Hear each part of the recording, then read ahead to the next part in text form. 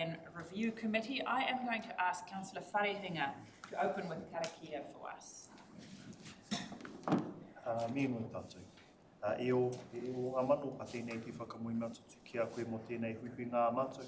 Arahina mai ki au ki te tika, ki te ponu a mātou. Tukoa mai tō wairua tapu hei manaaki, hei awhi hei tiaki hoki a mātou. Anei mātou e tuohu nē mui tō aroaro, tuku i tēnei inui. I runga i te ngō tō mātou kai whakaora i Ukraiti. Amen. Warm welcome to everyone, and it's beautiful weather out there, so it's a real warm welcome. We are going to move into our apologies. Any apologies from our committee members? Look like we are full house today, and we also welcome Councillor Gregory, who is joining us, but it looks like we are full house. We have Alan on our screen today. Welcome, Alan. Lovely to have you join us virtually today, and welcome, Sarah. Okay, declarations of interest. Nothing. So then I'm going to take you straight to page 6, which is our minutes, which was sent out, page 5, sent out before. Do I have a mover for the minutes? Moved by Councillor Wharehinga, seconded by Councillor Foster. All in favour? Contrary, carried. Action register. Did I see an email with some action register stuff, or is it for tomorrow's meeting? Today. It came through. Is it for tomorrow? Today. Okay. Did everyone see that? Kelly, did you send it? Yes. I'm sure I saw something somewhere. Can someone talk to that email that was sent through? It's a table that was sent. It's about the. It's about that first one. So it's this. Okay, and it was just an update. Yes. Ultimately, Okay. it's just. Mr. Chair, it's just ultimately in the table keeps track of national direction and how it's tracking along the RPS. Okay. Cool. Do we get to see the chart today? Is it available? Through Your Worship. Yes. So in terms of the national direction package. Yeah, it'd be just nice to see what we were tracking and what the summary of the national. Sure. Yes. So absolutely. So that will be workshops with councillors later on. Oh, for the workshop. Correct. Okay, thank you. Okay, page 18 have our governance. It's not page 18, I'm lying. Page 16. My numbers are wrong. That's all right, Sally. Okay, leave of absence. None. Any acknowledgement and tributes that I am not across? No. Any public input and petitions? Not that I'm aware of. No extraordinary business. I am going to take us straight to page 19 because we have no notices of motion or adjourned business, and that is our regional freshwater plan, riparian margins and wetlands. Good morning, Jocelyn. I am going to pass it straight over to you. Page 17. Thank you, Your Worship. Good morning, everyone. So thanks for this work, team. It's really great in terms of the progression of our freshwater plan change mahi. So under the freshwater planning piece of work, as you know, we've got the change to 4 of our chapters and also our catchment plan. So this is the second of 4 chapters which we have been alongside this committee, and the team are undertaking quite a bit of work around. So the first chapter, as you'll recall, was pertaining to the activities within the beds of lakes and rivers, and this chapter relates to the activities within riparian margins and wetlands. So thanks to those of you who attended our workshop on the 29th of May, where the committee discussed potential approaches for managing activities within riparian margins and wetlands. And also included in this report are the options that outlined, as well as some key committee feedback on matters to be considered as the plan development and drafting process continues. So I'm actually going to hand over to Sarah Thompson, who can answer any technical questions you may have, and also introduce Karen Ingalls from SLR, who's online as well, and who's been really partnering with us on this piece of work. Thank you very much. I will just be taking the report as read, and if there are any questions, please. Thank you, and thank you for the workshop, Sarah. It was really insightful. Councillors, I am going to open the floor for questions. You see the recommendations on page 19. So I am now going to ask if there are any questions, any feedback, because you can see recommendation number 1 is provide additional feedback to be considered, and then it is our recommendation number 2 is our preferred direction for the development of riparian margin provisions, and then we walk through to option 2, and then recommendation number 3 is the wetlands provision. Councillor Ria. Thank you, Your Worship. I'm quite happy with the, given that we had the workshop and everything we talked about the workshop, I feel is there in the recommendations. So I have one question, but I would also like to move the paper. And my question was for page 40, number 19.1. That's page 40, number 19.1. So it says there, using a panel of experts to help set targets for water quality. What would the makeup for the panel of experts look like? Through you, Your Worship. So I might actually point that to Jan just to answer exactly who is on the water quantity panel. I know roughly who it is, but he'll know exactly who's on the panel. Through you, Your Worship, for the water quantity panel, what would be water quality? Using a panel Quality. of experts to help set targets for water quality. Yeah, thank you, Councillor. We have a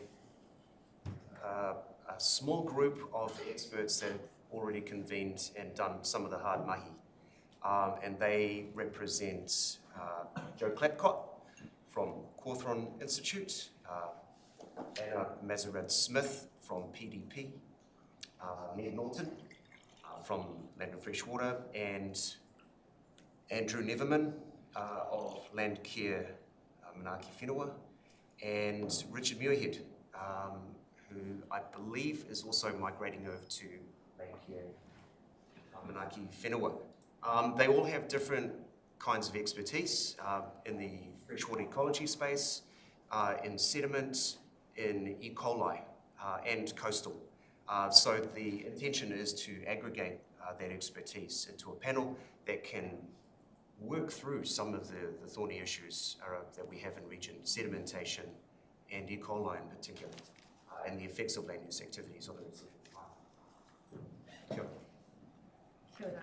Just on that, I just would like to suggest that the panel, and I suppose it comes out of just our whole concept of the TRMP, ensuring that the panel has a good in-region understanding of our specific needs, and also that there is a level of, because we know, like, use Te Karaka for example, we know that the data says it's national level quality drinking water, but we know what comes out of the tap is brown.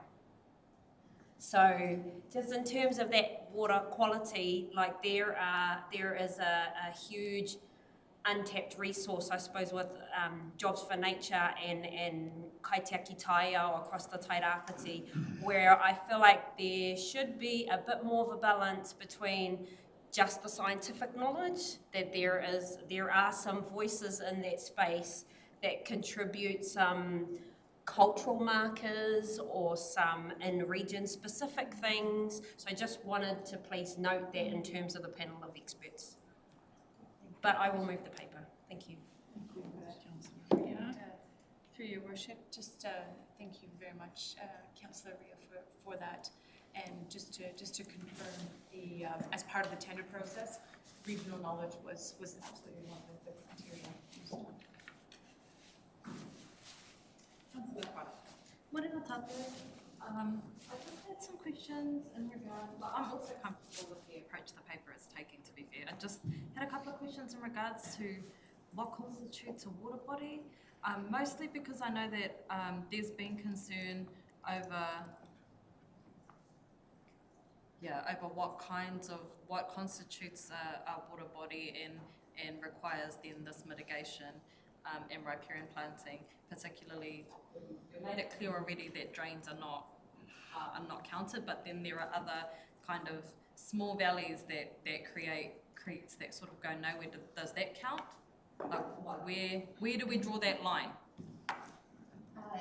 Thank you. Through your worship, I'm actually going to pass to Karen for that one because it's quite a technical.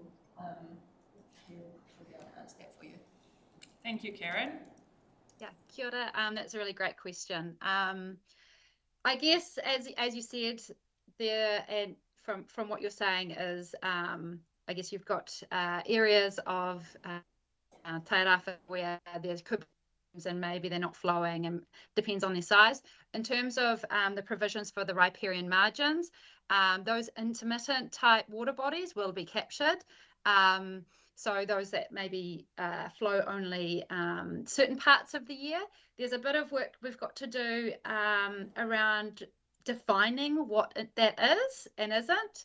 But anything that you'd sort of consider as a stream and a river would be considered a water body, but potentially nothing that kind of cascades into something that's what we call an overland flow path. There is no current intent to capture those where they might sort of only flow immediately, like during a rainfall event or the few hours after.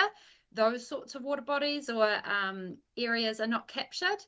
But those more, I guess, spring-fed or water bodies that do flow for large portions of the year, be it 2, 3, 4 months, they will be captured. But happy to take any feedback and thoughts in that regard as we progress forward. I have a supplementary comment. Just note that in the paper, it acknowledges that we've had conversations around detailed mapping of all of the water bodies and all of the waterways in our region, and I understand that that's out of scope at this time for council, but just wanted it noted that I see real value in doing that for the purposes of recovery, resilience, intelligence. Like, it's important for us to understand what kinds of resources we have, what flows, when it flows, how it flows, what it flows into, because it seems like in terms of environmental protection and the planning for people, that's the kind of information that will become really, really valuable, not just to us now, but for future generations.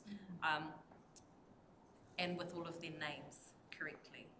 Yeah, that's it. Thank you. I can second that paper. Thank you. Sarah. Thank you, Your Worship. I realise the workshop this afternoon will look at national direction and impacts on TRMP work programme. This is therefore a little premature a comment, but I think it would be good to have an additional resolution noting the national direction packages are open for consultation and that staff will continue to monitor any proposals or implications, specifically for wetlands. Package 3, freshwater, it mentions changing the definition, particularly around induced wetlands, and it has a lot of commentary about additional permitted activities, etc. So Makes sense. just a placeholder, a note. All good. Does someone have words for me? I've got them You've got somewhere. words, Sarah? Good. Can you read them out for So, me? notes the importance of staying aligned with national direction, including current and potential changes to wetland policies, and the government's national direction packages currently open for feedback. So, suggestion. All good? No, Sally, very you've well. got that? I may have to confirm with the recording, but I've got most of it. Sorry, I'm not fast enough at No, typing. that's all right, I'll send it in the, Thank you for that. Noted. Good comment. Okay, Councillor Alder. Oh, yeah, lots of questions. Thank you, Your Worship. E. coli measurements and rainfall. How do you position the two when you take a measurement relative to rainfall? Okay.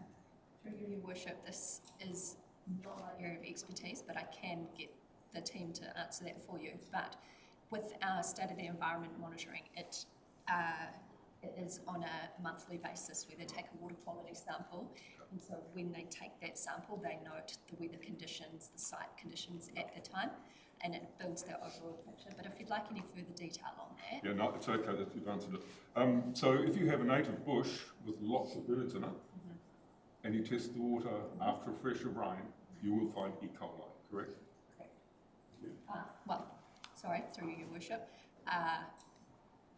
It is entirely possible that you would. I think where you're going is that will we be able to determine whether that is from birds or pests or farmed animals.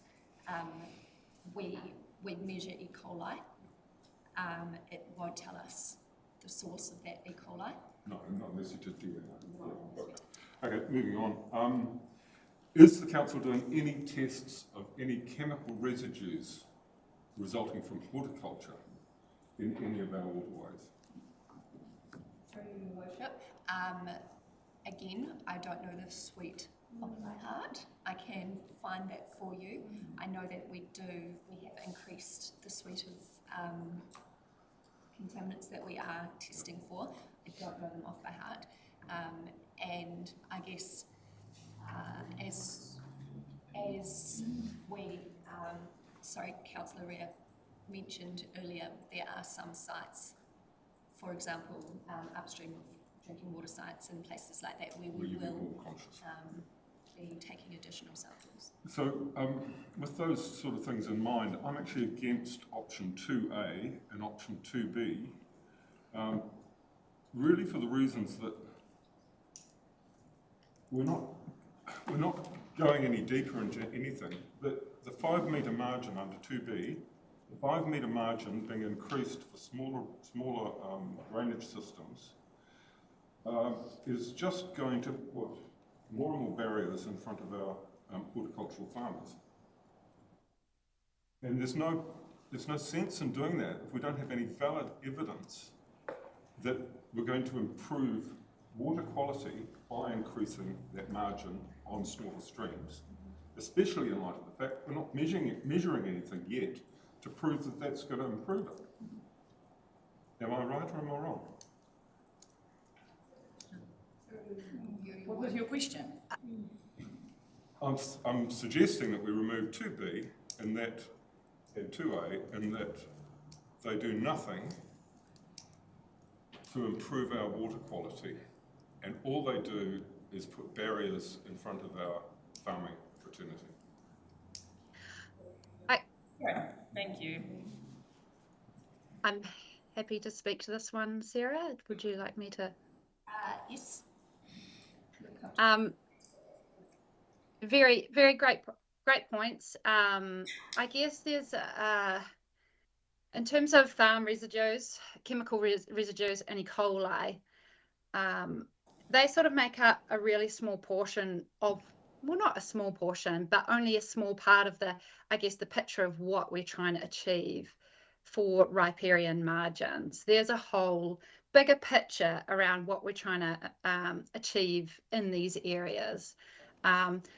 I note that in particular, these provisions actually relate to removal of trees and vegetation and earthworks within that area, in those areas, and not particularly the application of chemical sprays and things like that. So a little bit of a side note, but I do understand there is a linkage here when we're talking about riparian margins. In terms of the bigger picture, look at what we're trying to achieve here. There are there are other attributes or considerations and values that we're working towards, and that's I guess looking at the big picture of what's the role of a riparian area, and that is protecting stream banks from erosion through vegetation that helps to hold the soil in place. It's about shading of the trees over the open water bodies to improve temperature. It's actually also about filtration. So, you know, is what's happening on adjacent parcels of land, and how can a riparian margin capture the sediment that flows across the land, or any other fertilizers or things like that. There's also, I guess, a biodiversity element, in the sense of, if we're protecting trees in these areas, they tend to be in these in the hill countries of Tairāwhiti. This is kind of where the ecology quite often sits, around riparian margins. So there's a bigger picture around what we're looking at to achieve here, beyond just E. coli and the sort of side topic of the application of chemicals to land. I do hear that there are challenges around horticultural requirements. Those will be captured kind of through additional provisions that will be coming to the committee later in the year, which I can't fully kind of talk to at the moment. But yeah, I think it's really important to understand that there is a bigger role here that beyond the E. coli and farm residues, I guess. Thank you. So a follow-up question then. Why was it that at a meeting last meeting we had, it was suggested that 4,000 something hectares of our flats were in breach of regulations because they cropped within 5 metres of a roadside drain?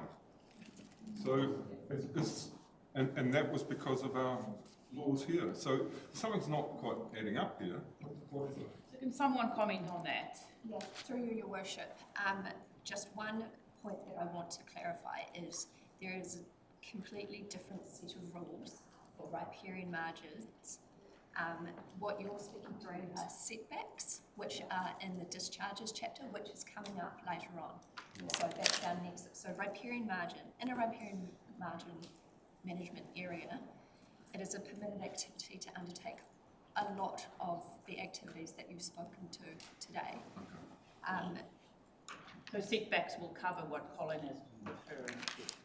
So the setbacks that you are speaking to are in the discharges chapter, so they are in relation to agricultural and horticultural activities that take place near a waterway. That's where those rules come in. Riparian margins are largely, that rule is large, or those provisions are largely triggered when you're putting bridges and when you are clearing debris from the edges of streams and things like that. So just, yeah, that is two separate pieces of the plan. But that will be something that is necessary for us to consider when it does come to setbacks, is whether a setback is from a riparian management area or from the edge of the water body. Okay, so still making streams smaller and smaller and going to be managed is still a concern. Anyway, I'll leave that at the moment. Thank you. You all wrapped up, or do you have other questions? I can come back to you. Oh, yeah, someone else can have a go and then come Josh, and then I can come back to you once you've found it. Thank you very much, Your Worship. Just for clarification, in regards to the riparian management, or the riparian planting around, and the options around including small and intermittent rivers, that is like the focus of that, according to the paper, and just correct me if I'm wrong, but I'm sure I was reading it right, that it was also about land stability, habitat revitalisation, all of those other things, right? Like these wider kind of ecological benefits.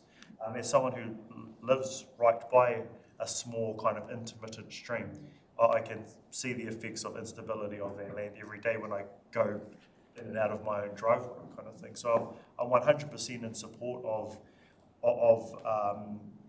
things like including the smaller intermittent rivers, which can often get left out because the focus for a lot of our discussions are around the big rivers, like Tairāwhiti, like Waimatā, etc., etc. The small ones, like Kopua Whakapata, tend to get kind of left out in these conversations.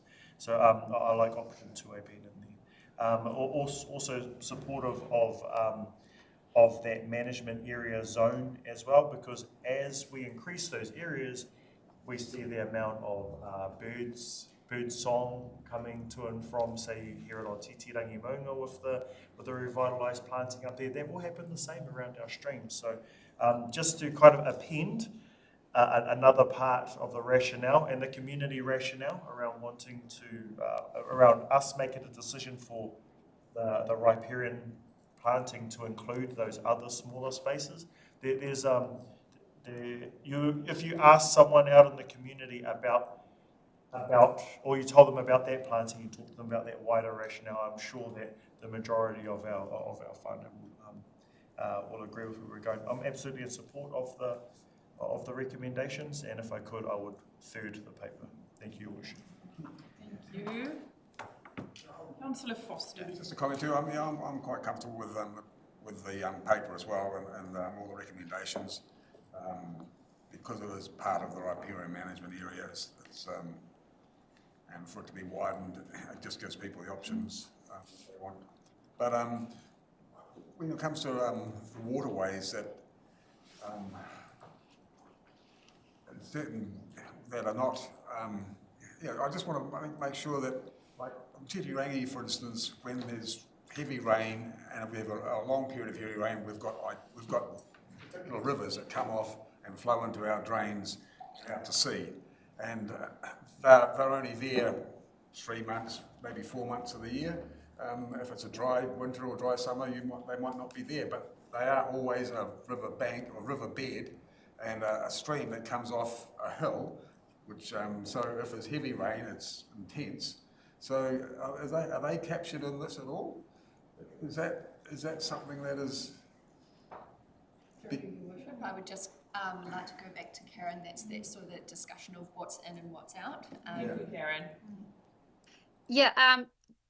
To answer you quickly, I guess yes. If it's that's that finessing that we need to do internally around the definition of those intermittent streams and which ones we want to be protecting.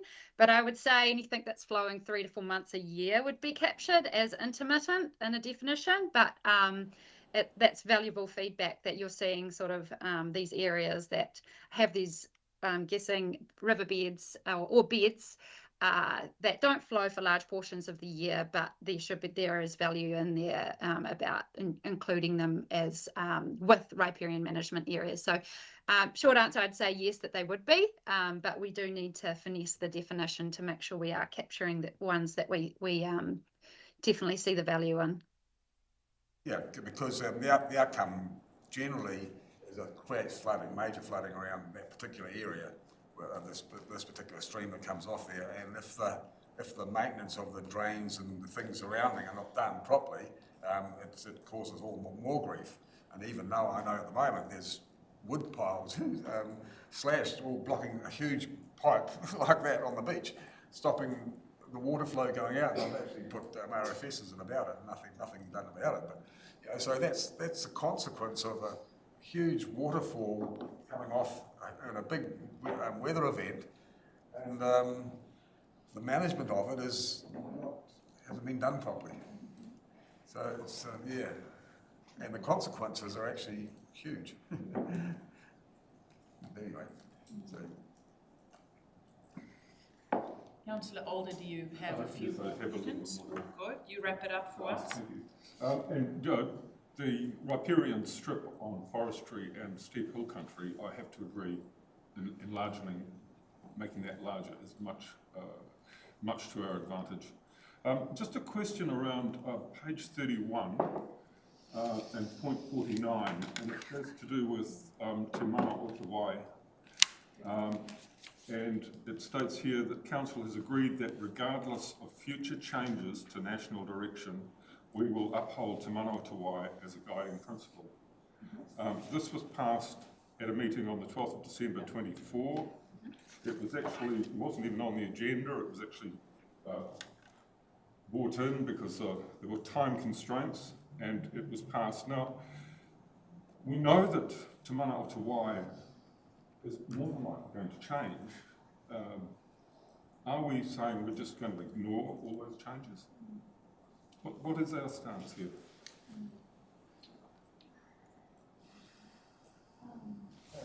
I could probably answer that. Yes. Through your worship, thank you, Councillor Alder. It's a really difficult question to answer. Thank you for that.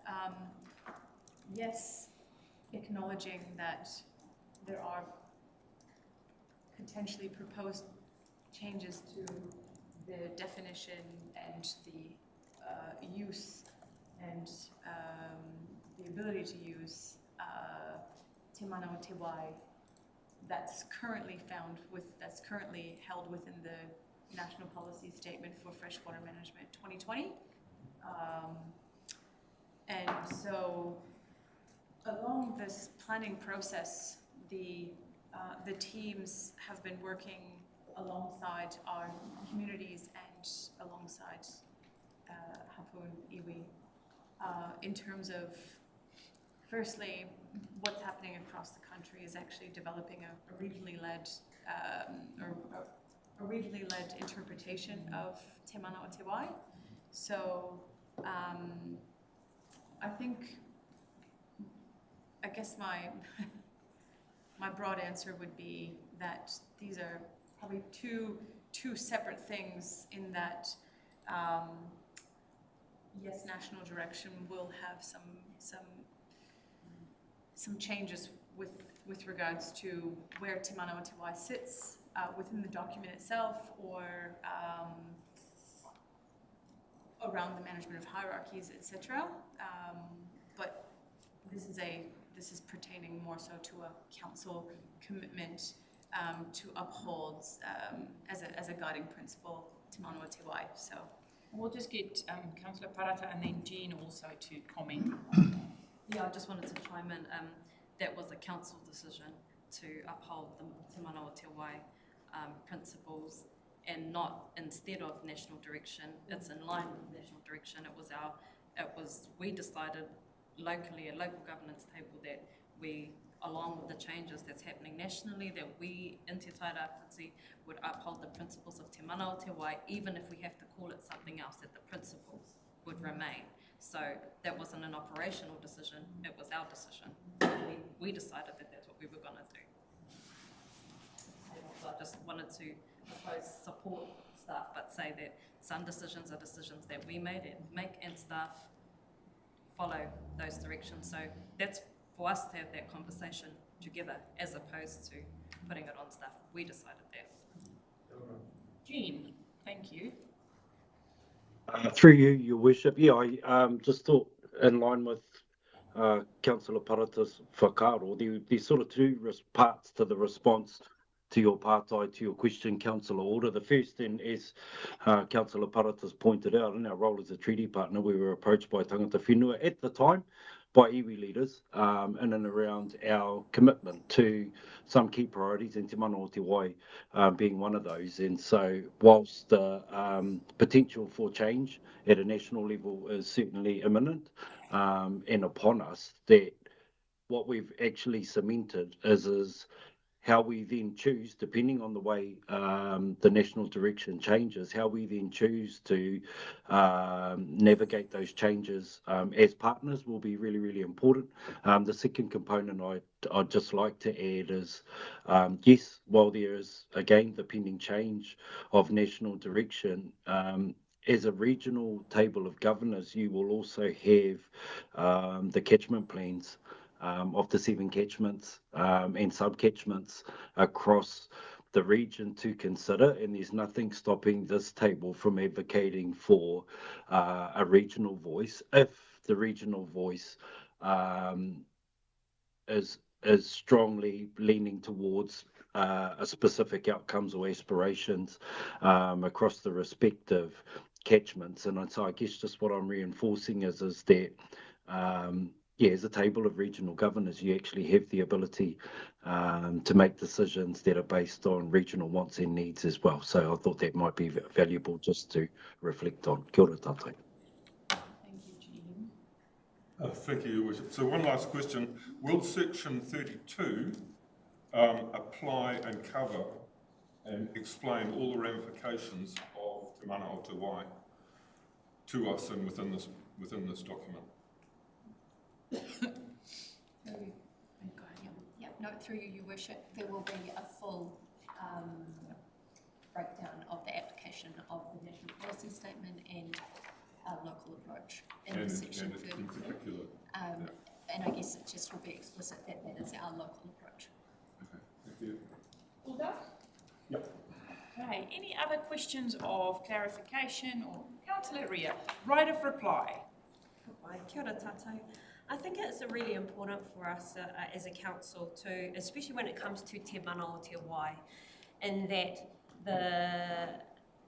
the way in which we use it has regularly been to refer to the National Freshwater Framework, but to also acknowledge that Te Mana o Te Wai in itself has so many layered cultural and water positive effects on waterways, that Te Mana o Te Wai as a region, we have a national direction, Te Mana o Te Wai, but we can also have a regional framework, values of Te Mana o Te Wai, and it's not to say that it's one or the other.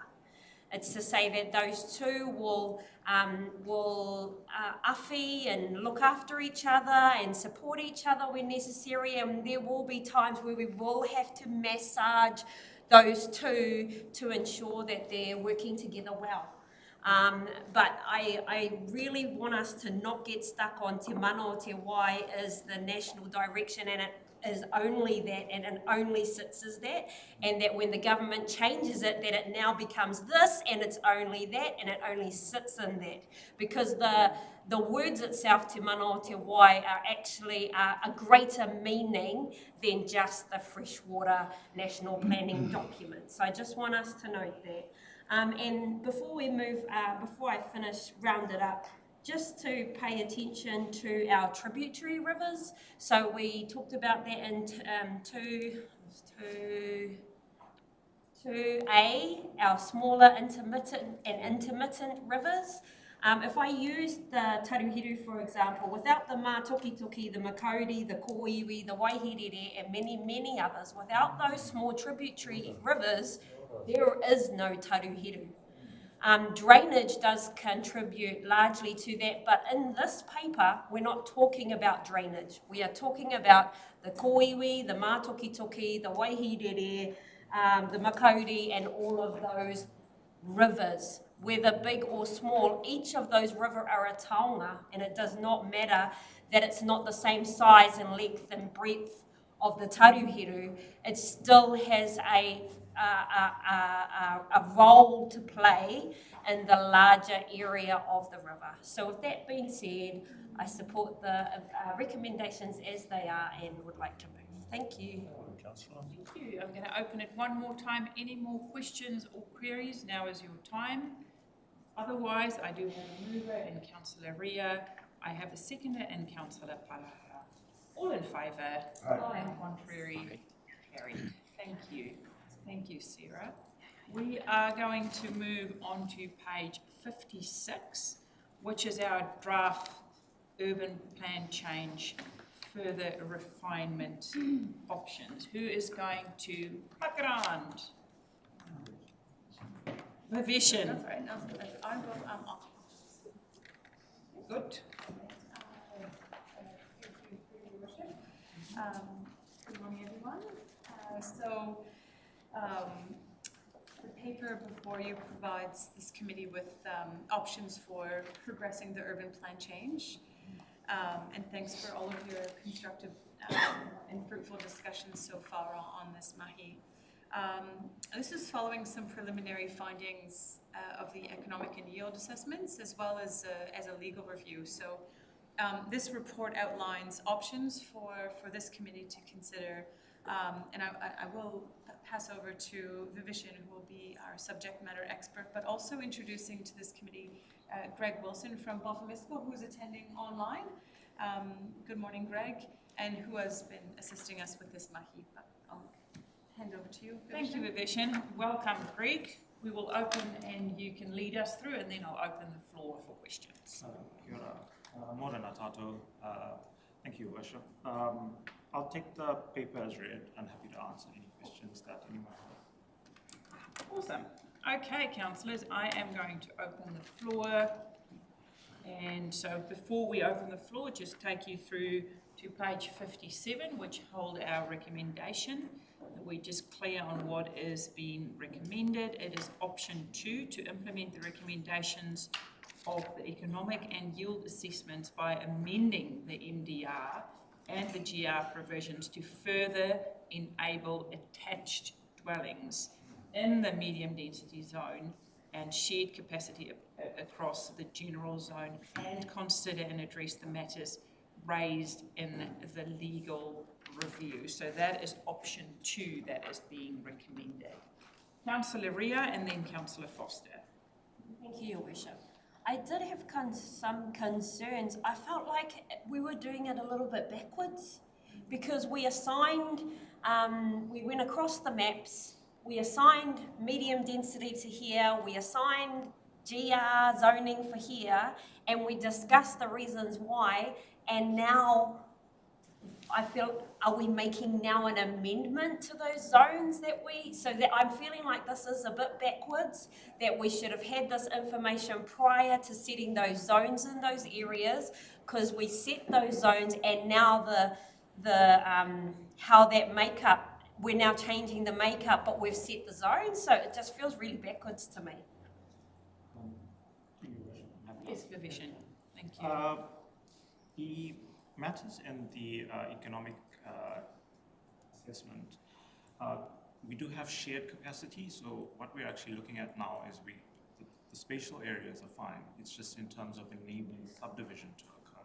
So it's looking at an alternate pathway. So whilst we have shared capacity, which means no subdivision, so allowing up to a certain number of dwellings per site, it's also the ability to enable the market to use it and sub off as well. So enabling subdivision to occur within that.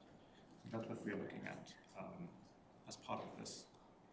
I suppose because, you know, I'm always, I'm going to use Kaiti as an example. I always use Kaiti. So in the brownfield development table on page 75, this says that the current capacity from Kaiti North through Tamarau, South and Outer Kaiti is a total of 850. Under the redevelopment, this possible change would be 8,800. That's a 935.29% increase in housing and development in the Kaiti area. We've already discussed the reasons why not to overpopulate that area. We already know there's no funding in the council for at least the next 10 years to contribute to better infrastructure to support that side of the river. So it does worry me to now change these after based on the previous numbers and requirements for zoning. That was the reasoning why we put that zone in place, and now we're changing what that zone means. It is really worrying for me, and I realise actually I wasn't a part of, there was a workshop about this, and so am I missing something? To your worship. What this particularly looks at is capacity. So the capacity that's available to, and that's what economists have looked at.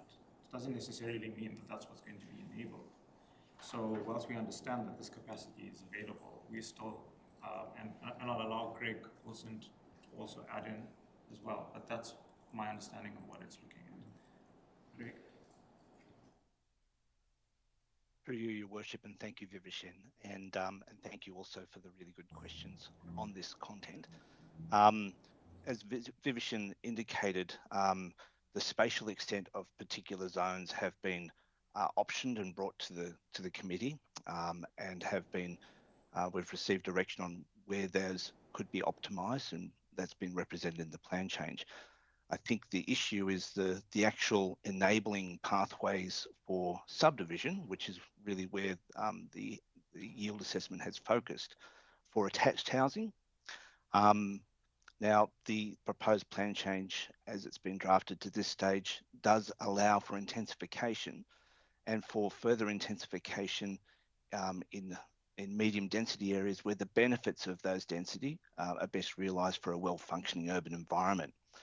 The subdivision pathway has not carried through elements of the operative plan for attached housing, instead allowing for restricted discretionary or discretionary subdivision activities to test where intensification may go beyond the siting and design parameters promoted in the proposed district plan. So in other words, the specialist report is seeking that elements in the operative plan for the subdivision regime are carried over into the proposed plan to make it a simpler pathway for subdivision, especially for attached housing. And that request is also, it was echoed by the consents planners earlier in the process. And so that's what is the focus of our review at the moment, is looking how we can perhaps reintroduce those elements whilst ensuring that there is a sufficient balance with the amenity outcomes, with the siting and design provisions, and also good integration with the design guidelines that actually show how you can achieve good outcomes for attached housing as well. So I think it's a welcome piece of advice, and it's something that I think we can find a good solution for. And happy to take further questions on that. I realise it might be more work, but then does this create an opportunity for bespoke arrangements by community zone? Like I realise that in some areas, so like the Awapuni area that we are looking at, there's a lot of development going up there. Rongo Whakata's vested an interest in putting more housing in that area, so it may be different, say, for Kaiti or for Algon. So is there an opportunity to rather have a blanket that covers every community? Because we know right now that even though it's offering an opportunity for development, we should not allow that in Kaiti right now because of the infrastructure. So that's what Are you asking, are there bespoke arrangements can there be still bespoke available? Arrangements rather than a blanket to cover every single community under the TRMP? Through your worship, and thank you again for that question. The spatial controls in terms of zoning have been moderated to reflect those concerns, and so there are checks and balances within the proposed district plan at the moment about where intensification can best be not only accommodated, but also promote those intensification benefits in terms of well-functioning urban environments. In other words, high density in the core, moderating to lower density towards the periphery, but also nuanced to make sure that certain areas are not promoting that high intensification where it may not be appropriate at this time. And so, in a sense, it's almost like, well, there are elements of the operative plan that are carried over, and there are elements that are promoted in terms of intensification and the benefits associated with those intensification for the urban environment. And I might also add, upon notification of a plan change and submissions are invited, there's also another deliberative process for the community and other stakeholders to share their input and seek or request particular decisions from the plan making process. So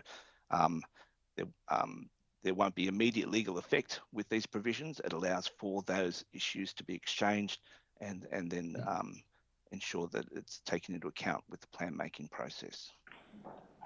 I suppose as a councillor, I get that we are going to open it for consultation and there will be an opportunity to the public. But I also know that I've been into meetings with 40 long-term residents in the Kaiti area that don't want that kind of intensification, and it doesn't actually encourage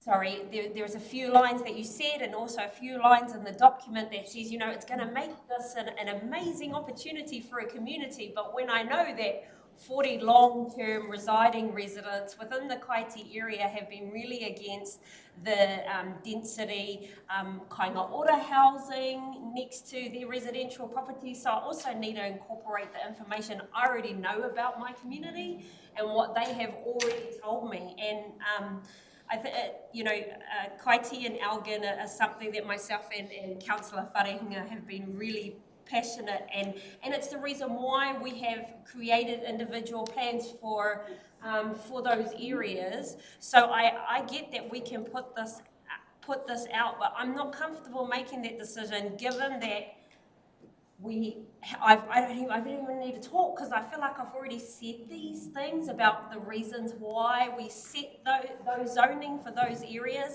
and now I feel like the reasons why we put that in place are now going to change because of this. And I think we are enabling organisations like Kainga Ora and developers opportunities to do intensification in communal areas, but how I'm not, I've already seen through Kainga Ora that it has had a negative effect on some of our long-term residents. So I suppose that's where my concern is sitting with that. Kia ora. Okay. Yes, so I'm going to get to you, Alan. I've got Larry. No, I'm fine, actually. Okay, if you've covered, that's good. Alan, Rawinia, Josh. Thank you. Morena, thank you, Your Worship. I just wanted to, a couple of matters. First one's about process. My understanding of the paper was that there was no change to the zoning extents that we had already set and directed previously. All that's happening is that for situations where you have two attached dwellings, there was no provision there to allow them to be subdivided. So effectively what this is doing is enabling that subdivision. It's not enabling higher intensity of residential development. That was my understanding of the paper.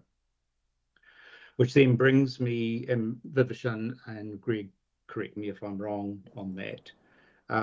But then it does bring to me what the process is from here. What we've got is comments from the legal review, from the capacity assessment, and from council consent planners suggesting changes. Now, we haven't seen those specific changes, and sorry to come back to it, but we haven't seen the Section 32 analysis, which explains, which should set out things like where the zoning applies, how many houses does it enable. That sort of information is still a bit lacking at the moment. And what I'm looking for is essentially, I'm expecting the package of the proposed plan change and the Section 32 report to come back either through this committee or some process. I've talked briefly this morning with Jocelyn as to what that might be, and I understand there are some difficulties with dates and things for council meeting, but I'd like to understand what that process is, because again it goes back to the purpose of this committee is to recommend the proposed plan change and the Section 32 review to council for notification. If we are going to do significant changes, I also want to check what is the clause 4A process for going back to our iwi partners. So if I could that's question 1. Then I'm happy to come back to question 2 later on. Thank you, Your Worship. Through Your Worship, thank you. Thank you, Commissioner Matson. That's really helpful and something that we had the chance to discuss earlier as to timing and I suppose the next step from here, probably best to step it out as we go, but I suppose our different opportunities to get the draft plan and section 32 in front of this committee to go to council are we may just need to collectively have a think, whether it's today or outside of this meeting, when that may happen. I'm noting that we've got Sustainable Tairāwhiti on at the end of July on the 31st, and then we've got a council meeting on the 14th of August. So our next, which the TRMP committee actually would be about a week after the council meeting, so we might have to just perhaps be creative and think about some options to perhaps for instance at the Sustainable Tairāwhiti meeting holding an extraordinary short meeting of the TRMP committee, or open to any ideas, and again, it doesn't have to be settled today. Can I make a suggestion? Why don't we swap the council meeting? I can see the CEO is going to be horrified with what I'm going to say now. Why don't we just swap the August 13th council meeting with the TRMP meeting, which is a week later? So then the council meeting is on the 21st and the TRMP meeting is on the morning of the 13th. Just a suggestion. I'm just going to leave it there. Okay, who's next on our parata? Me. Yeah, I sort of share very similar concerns as Councillor Ria. It feels like I'm being asked the same question lots of different times, even though we've already given the answer. And I don't know if anybody else is feeling this way, but it feels like we've workshopped it, we've thought about it, we've given all of our explanations for why it is that we want to do the direction that we've been put in, and then we get papers that come back that suggest the exact opposite of what we already just said. And the other concern I have is about language like we want to make it easier to develop. I don't know if actually we want to make it easier to develop in that level of intensity. Once you do it, it's very hard to undo it. And that's, I think, where my major concern is coming from. We make it easy, they do it, it's intense, and then we can never undo that. And that changes the nature and the culture of what it is to live here, particularly in and around the city and the city centre. When I say city centre, I mean everything from Wainui, you know, like, if you're not living rural, you're living in the city centre. So that's my concern and that's my hesitation, is making it so easy that we regret the decision going forward. Now, I know that we need to balance our decisions with what the community require of us, and that is more housing and more opportunities, and we want developers to be investing, and I understand that, but I've got real genuine concerns about the level of intensity that we could potentially be opening ourselves up to.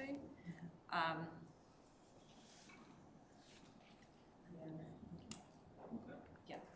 Can I put the flip side to, can I chuck a pigeon in the net? What do you say, pigeon? Cat amongst the pigeon. So you know how Minister Bishop last week said they will have the power to take a look at a plan that a council design and say, no, you are stopping economic development in your region, I will overstep and I will make you change your plan in order to fully support economic development. So the question I have is, we have just received a legal review of provisions that we as a community, or with community feedback, has landed on. Is there the possibility that if we then decide, yep, the legal review does state that maybe we should change our provisions, does that open us up then for intervention from the government? Because they can say, you planned, you had it reviewed, the review said something else, we are now making you do that. Can someone please clarify that for me? Sarah, I can see you nodding. I'm just like you. Thank you, Your Worship. A simple response would be yes. Goes to an additional recommendation or resolution I was going to suggest. Planning continues. Communities constantly have their aspirations for their environment, their built and natural environment. The framework keeps changing. All you can do is keep gathering your aspirations and check in against the national direction. It's not in place yet. We're still working under the RMA as it currently is.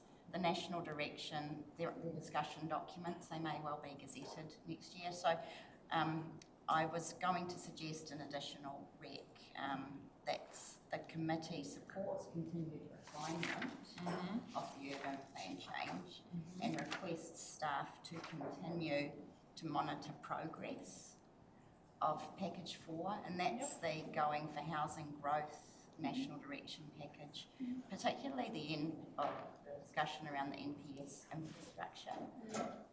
And this, we'll get into this afternoon, but there's some interesting content in that package, particularly around urban boundaries and sequencing growth and all sorts of bits and bobs.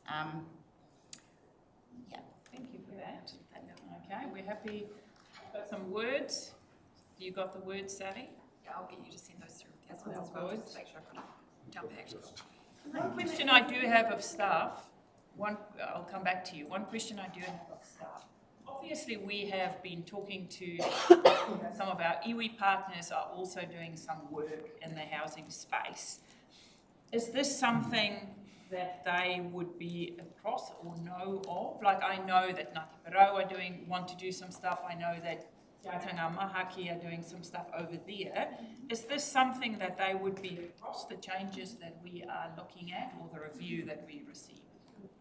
Yes, through your worship, absolutely. So as part of the clause 4A of the first schedule of the RMA, it's a responsibility for the council to share draft provisions and also, as we've been discussing over the last few months, ideally a Section 32 evaluation report that's up to and including the depth of process that staff and the teams have been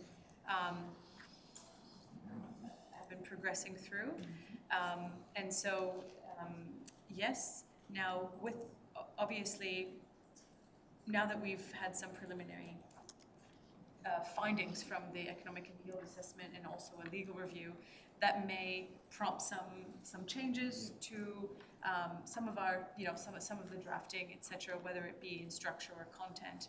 Now, under clause 4A, if there are some major changes, it is incumbent upon staff to go back to those iwi and those partners to review the changes. Okay, Councillor Wharehinga and then Councillor Riard. Thank you very much, Your Worship. I mean, if I decontextualise the paper, in principle, I would agree with option 2. However, when we look at the advice that we received dated the 15th of June, that appendix there, starting at page 71, fully understanding the vision that it is a report that is just pulling data together. The issue, though, is that when we have a report that gives a theoretical number of 46,000, new residences in Gizzy, it's real difficult for a community to be able to separate the theory of that to the actual reality. So that's kind of the danger that we have as a comms piece between us as council. I appreciate the factual info. It's just those next few steps, and also as Councillor Rea has pointed out, the last few steps that we've done, where it kind of doesn't quite line up. It's incongruous actually to the discussions and the speeches that I've made here about the Kaiti Master Plan. It's directly incongruous to something that we've already done out in the community. So it can make a community feel like that the report that we've gathered is maybe a bit tone deaf because they've already told us X, Y, and Z from their perspective. But more than that, it's incongruous to the past information that we've found through our own organisation in regard to the actual capacity that Kaiti has in terms of its own infrastructure to take more houses or more residences. So what I would like to see past this paper is, because principally we agree that we need more houses in Tairāwhiti. We've already had discussions about possible places where, things like that. So what I'd really like is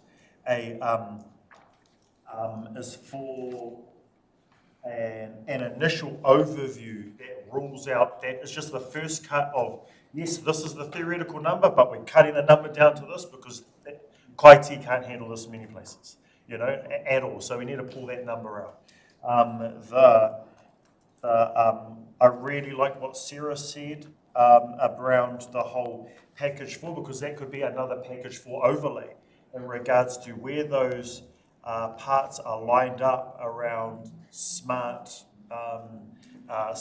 provision of dwellings that lines up with the economic development that the minister wants us to be able to gain. Surely we'd be able to provide that package for overlay. And then the part that we append to that is a really strong comms piece to our community to say, we've heard you, we've read our own data, this thing here was just a data gathering exercise, but together it means this.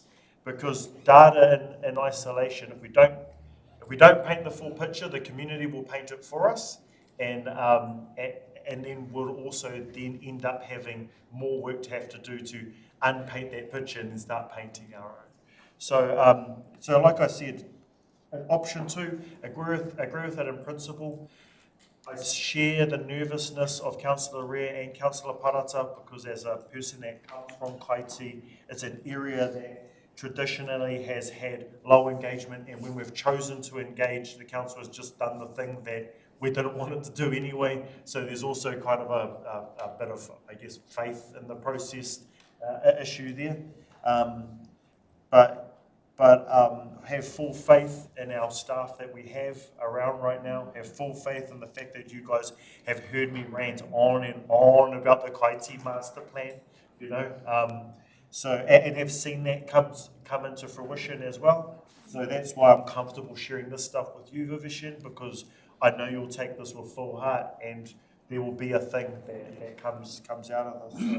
So, to be helpful to this piece that we have in front of us, I do support, in principle, just if we could do those other little things in order to be able to paint that picture for the community, that'll be great. Thank you, Councillor Parahinga. Councillor Rea. Thank you, Your Worship. So just going back to the question you asked and the kōrero that Councillor Wharehinga has just had, I suppose that's another reason why I asked about the possibility of bespoke arrangements, is that because definitely in some communities in our city, the proposal there will absolutely work. We read through there, Te Aitanga Mahaki has huge support for it because of their housing development, the for iwi housing development over by the hospital. Rongo-Whakaata has aspirations of housing development, so there is huge support there, and that would definitely work. And so that's why I ask about that bespoke. So then we can then go back and say, yes, we had the review, and that definitely suited 80% of our communities, and we have implemented that into 80% of our communities. But there were some areas where we had to massage it to ensure that it was, so it's not saying that we did the review and we didn't want to do what you suggested to us to do. It's that, yep, we agreed and we worked with our community, and it absolutely worked in this area, this area, and this area. And then we had to massage those recommendations in other communities where it just didn't suit, it didn't align with council 10-year plan. We don't have a plan forward for infrastructure in that area, so making this rule right now didn't make sense, that we would go back and we would review it at the next TRMP, like just things like that. So do we have any, just following on from that question, even though we are talking today here about, incorporating the option 2 recommendations in the bigger plan, do we have discretion and options to then limit certain developments in certain areas on the ground of the community feeling, or there's clear evidence that there's not the stormwater or the wastewater infrastructure, or already it is affecting the ambiance of the neighbourhood or something like that? Can you take that into account when you then get to that process? We have, to an extent, looked at that as we were developing the plan change itself, and what I will do is I'll ask Greg to come in as well and explain that further and how that's been incorporated. Greg. Thank you, and through you, Your Worship, and thank you, Vivish and councillors, for the really good points that have been made further to the discussion. I'd really like to highlight that there has been responsiveness to those issues raised about Kaiti in particular and other parts of the urban environment that are currently zoned general residential and were considered for medium density residential as a means of intensification and providing different housing typology and intensification. The feedback that we got through consultation, including with resource consent staff, was to moderate the extent of that medium density area, and it included consideration of serviceabilities to the extent that Kaiti medium density is now a sliver of what was originally considered, and areas that are were highlighted as problematic with respect to serviceability have been zoned as general residential, so almost like a carryover from the operative plan. In addition, the proposed plan change contains a number of standards around siting and design that create open space and an outlook and a breathing space, if you like, between built environment to ensure that there is some continuation of amenity for the urban environment. And it also has been designed to integrate with the design guidelines that promote good outcomes in terms of the built environment and the design process. And so I can happily say that there has been responsiveness to those issues in the creation of what we have now. I guess where we started is not where we have arrived at to date, and there is some further responsiveness to ensuring that that choice is enabled with subdivision processes. Just might highlight also the proposed plan allows for restricted discretionary and discretionary subdivisions. It just hasn't continued the controlled activity status for subdivision. And so that's what we're looking at now, is just making a further enablement in subdivision to allow for that market choice in making new development and perhaps selling it off to new buyers. Thank you, Your Worship.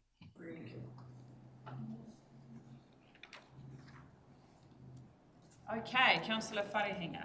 Your Worship, I do just want to clarify that we do understand the situation we are in around around the need for infill housing. It's just, and I guess it's just that this latest piece of advice is dated on the 15th of June, which is post all of that discussion that we'd already had around the difference and the bespoke infill, etc., etc. So to me, I read this paper as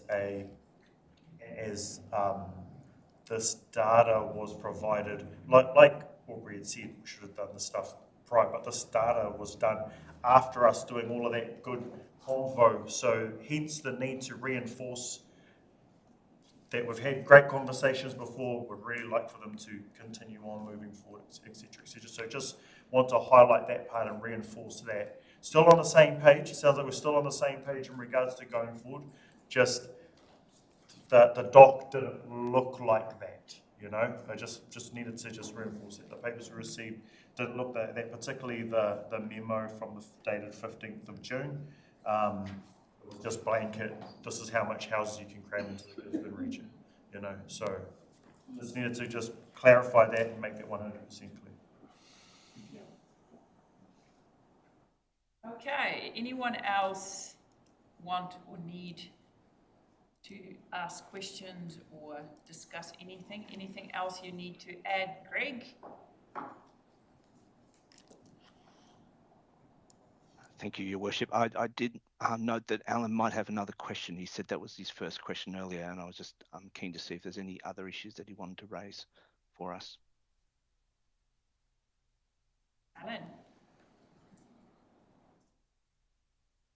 Thank you, Your Worship. Yes, it just was leading on. As far as I can remember, we really haven't had any information about subdivision patterns and subdivision change in the residential area. So again, I think this just comes back to the conversation we've been having, is that I just feel things are slightly out of step all the time with this plan change. We're picking up on other councillors' comments. We've sort of gone through workshopping things. We've done the master plan work, and then we get reports after we've done that work, which sort of says something different. And I am not getting a coherent picture of what the plan change now actually is. And that goes back to my earlier comment, is that I'm looking for a package of things which says, yes, councillors, you made these directions earlier on about Kaiti, Elgin, whatever they are. Yes, here they are. Here's the package that puts into place what you were seeking. And that's where I'm asking, how do we address that in terms of the timing? And we've put a couple of options on the table as to how that might work. But my gut feeling is that the recommendation needs to be amended, and maybe there's a 2 in there, which is essentially along the lines of that the package of the proposed plan change and section 32 report is brought back to the committee for its review and for recommendation to approve to council. Thank you, Your Worship. So the question was really around what is the pattern of subdivision, what's been happening, and I haven't seen any information around that. Thank you. Thank you. Provision, thank you. Chair. Thank you, Commissioner Matheson, for that question. Just regarding subdivisions, we've been looking at trends of subdivision patterns as well as just in general development patterns over the past number of years. We'll incorporate that into the next iteration of the papers that we bring through to you in terms of outlining how we've considered some of those aspects and effectively how it links to some of the decisions and approaches we've made. Okay, any other questions or queries?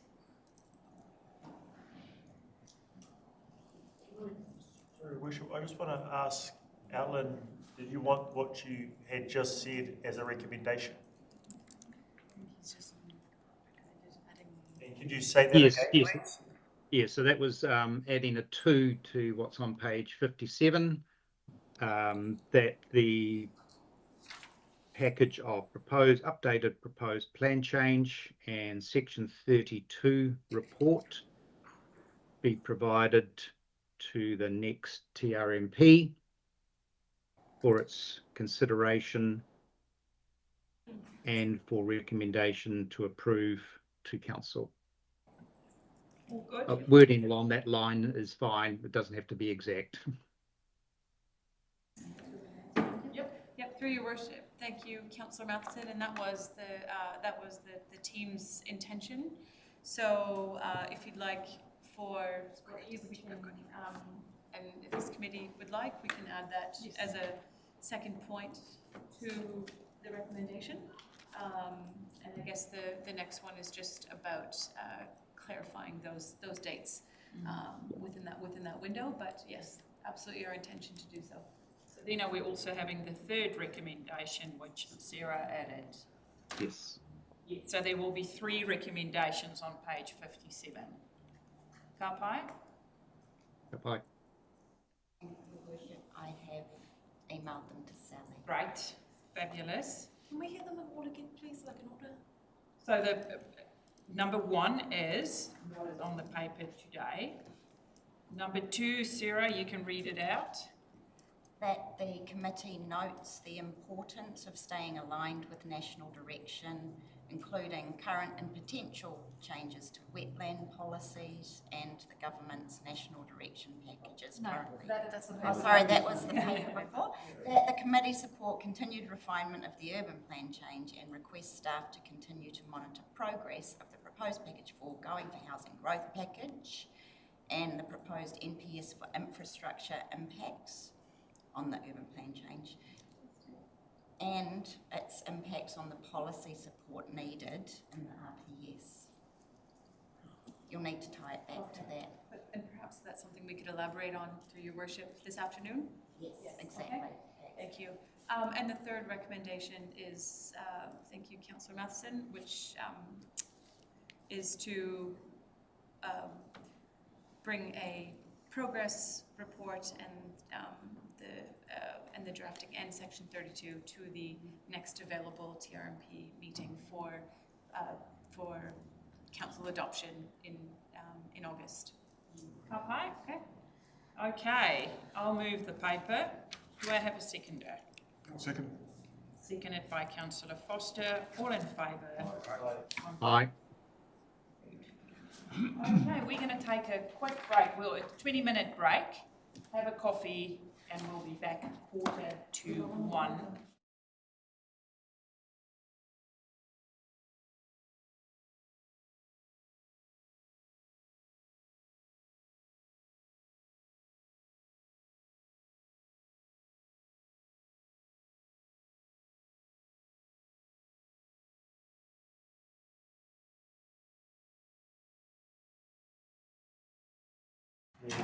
Waimatā-Pakarae Catchment Plan Progress Update. Yannick, you can see these people. I won't even do an intro. Get through it, sister. That's the notice I received from the floor.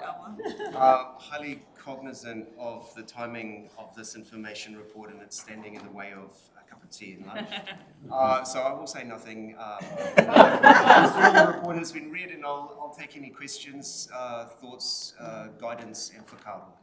I do want to compliment you on the report. It was really made for good reading, good update, and easy to read as well. I really enjoyed reading that. So, you know, it's easy to read with stuff that are not easy. So thank you for that. Who? Ariel. Oh, Ariel. Okay. Councillor Parata.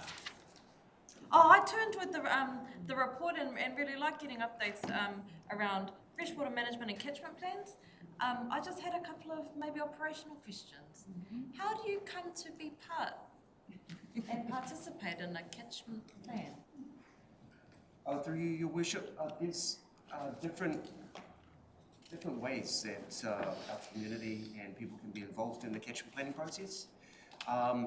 Normally what we do is, first things first is that we always send the pānui out to iwi, and we just calibrate, get a sense of whether they want to be involved in whatever shape or form.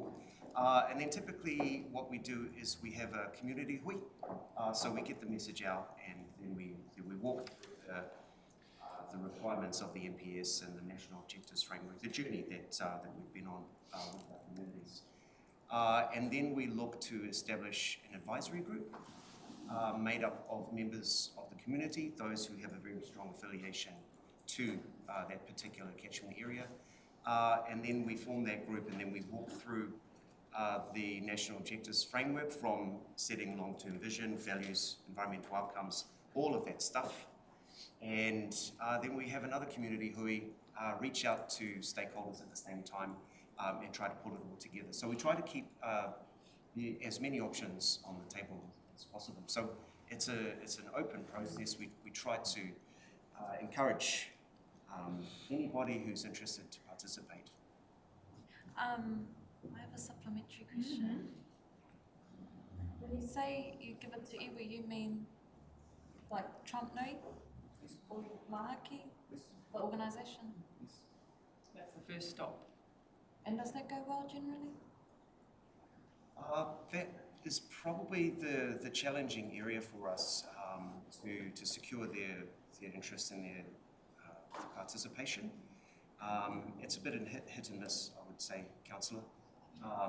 But what we are seeing is growing interest as we progress through this work, particularly in light of some of the legislative changes that are coming about as well. And because whānau, hapu, our community have really signalled an interest in participating, we've had some great quarters with that. I think that's trickling across and it's kind of gathering momentum. So we are seeing an increased interest from our treaty partners. Can I have another support? And generally these catchment groups are made up of the keen and willing, and the local. Is it also support the catchment plans groups? Is it also supported by subject matter experts? Or are they left to their own devices to try and align to the national standards? By subject matter experts. Around freshwater management, around RMA, like how are they being led, guided and supported and mentored to develop a catchment plan that makes sense?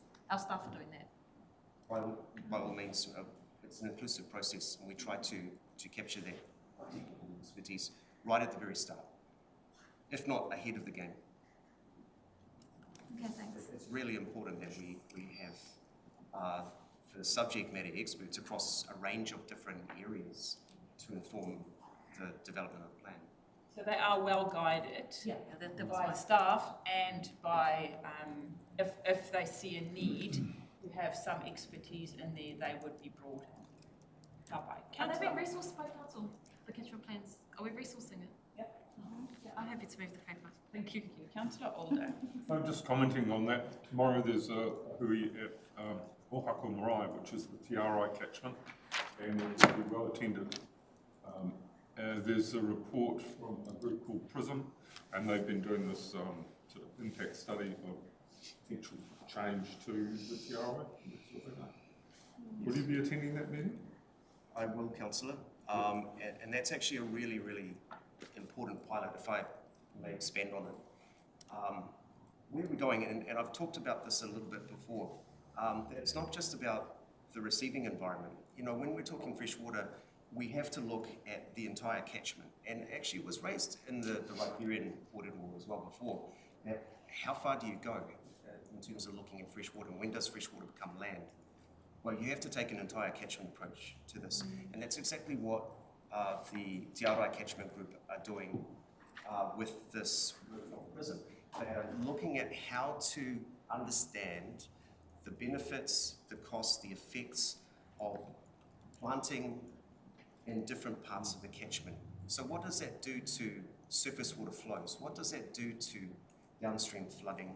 to sediment loading. All of those things are really helpful in order for our communities to make really good decisions about what should go where.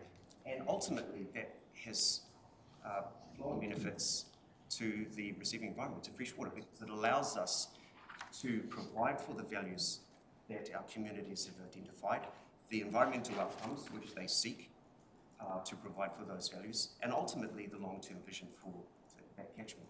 So we're looking to use that recipe and expand it across the region if we can. It's a really, really exciting space. It brings everything together in a really meaningful way. Thank you. Any other Councillor Ria? Thank you, Risha. I'll second the paper. There were just two things that I wanted to make note of. So one of them is a really cool thing. So recently I was able to read a newly collated historical and cultural significance document for the Waimatā catchment. And understanding what is required, and I understand what's required of a catchment plan, and that's all detailed here in the report. Thank you for the report. But I do realise in reading that there's no required space to provide a layer of cultural historical significance to that catchment plan. So that's not required. It's not required in the catchment plan. But I think it would be really valuable, like reading the Waimatā cultural significance document, and to see that sit alongside the technical advice and aspirations forward of the catchment plan, it gave me a more holistic view of Waimatā in both its regional, environmental, the technicalities of the biodiversity issues, the land management and use issues, and then with that historical layer, like it gave me a more holistic picture of that waterway. And so I'd really like to see that implemented, because I know I constantly brought it up every time the poor Motu catchment plan, because as far as catchment plans go, the Motu one is complete, but it does miss that cultural layer. And if the Motu catchment plan had like what the Waimatā catchment plan now has, which is this historical cultural document which sat alongside it.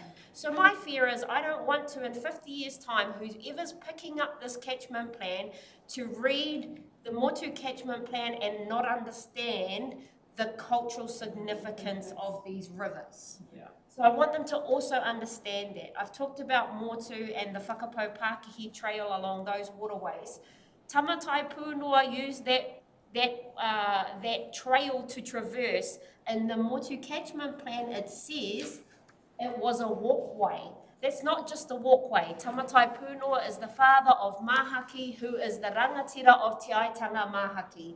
Without Tamatai Pūnoa, our iwi does not exist. So it's those sorts of things, that cultural heritage document sitting alongside the catchment plan, so that when someone picks it up in 50 years' time, they don't misinterpret that, there were no cultural significance out at Motu, it was just a walkway.